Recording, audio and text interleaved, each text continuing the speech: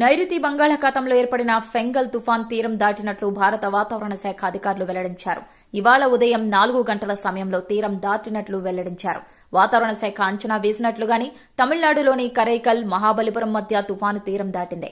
ఆ సమయంలో గంటకు 90 కిలోమీటర్ల వేగంతో ఈదురుగాలులు వీచినట్లు అధికారులు తెలిపారు. ఈ తుఫాను పశ్చిమం వైపు కదులుతూ ఇవాళ వాయుగుండంగా మారే ఛాన్స్ ఉందని వెల్లడించారు.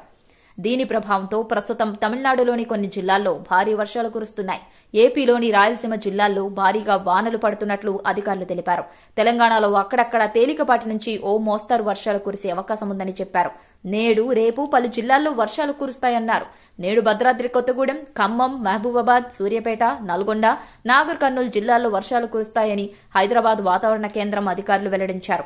గంటకు 40 నుంచి 50 కిలోమీటర్ల వేగంతో బలమైన ఈదురుగాలులు వీస్తాయని చెప్పారు. డిసెంబర్ 2న భద్రాద్రి కొత్తగూడెం, ఖమ్మం, నల్గొండ, సూర్యాపేట, మహబూబ్ నగర్, నాగర్ కర్నూలు, జోగులమ్మ గద్వాల, నారాయణపేట జిల్లాల్లో వర్షాలకు ఛాన్స్ ఉందన్నారు. ఈ మేరకు ఆలయ జిల్లాలకు యెల్లో అలర్ట్ జారీ చేయగా ప్రజలు అప్రమత్తంగా ఉండాలని సూచించారు. కాగా తుపాను గాలుల ప్రభావంతో దక్షిణ తెలంగాణలో చలి తీవ్రత తగ్గింది.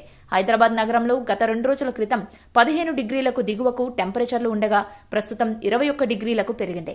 మరో 2 రోజులు ఇదే వాతావరణం ఉండే ఛాన్స్ ఉన్నట్లు హైదరాబాద్ వాతావరణ కేంద్రం అధికారులు వెల్లడించారు. ఫెంగల్ తుఫాన్ కారణంగా విమానాల రాకపోకలకు కూడా తీవ్ర అంతరాయం ఏర్పడింది.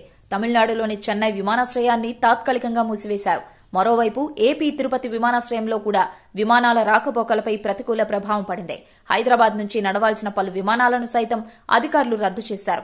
హైదరాబాద్ నుంచి తిరుపతికి వెళ్లాల్సిన 7 విమానాలు, తిరుపతి నుంచి హైదరాబాద్కు రావాల్సిన విమానాలను అధికారులు రద్దు చేశారు.